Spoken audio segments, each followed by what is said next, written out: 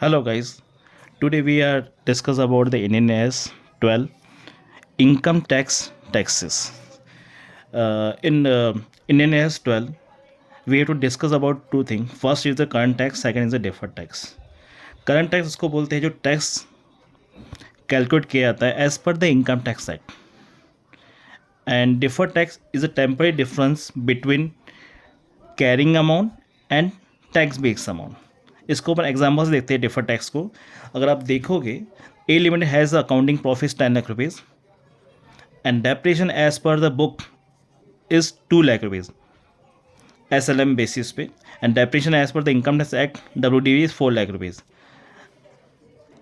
अभी प्रॉफिट निकालेंगे, प्रॉफिट देखेंगे कि प्रॉफिट एज पर बुक क्या आ रहा है और एज पर इनकम टैक्स क्या आ रहा है. अगर आप देखोगे एज पर बुक प्रॉफिट अपना 10 लाख रुपीज़ था एंड डेप्रेशन माइनस करेंगे उस पर, प्रॉफिट बिफोर जो टैक्स था वो 10 लाख रुपीज़ था. डेप्रेशन एज पर बुक थी 2 लाख रुपीज़, जो बैलेंस आएगा 8 लाख रुपीज़ का प्रॉफिट आफ्टर डेप्रेशन.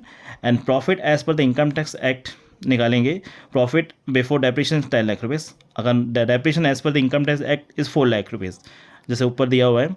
अगर प्रॉफिट देखेंगे after depreciation as per the income tax act is 6 lakh rupees. And इन दोनों का डिफरेंस जो रहेगा 8 lakh minus 6 lakh rupees is a temporary difference. You can called as a temporary difference. Temporary difference पे जो भी टैक्स आएगा 30%, वी एज्यूम दैट कि जो टैक्स रेट है वो 30% है. जो डिफरेंस है इन दोनों का, टेम्पररी डिफरेंस जो टैक्स आएगा उसको बोलेंगे डिफर्ड टैक्स. Thank you.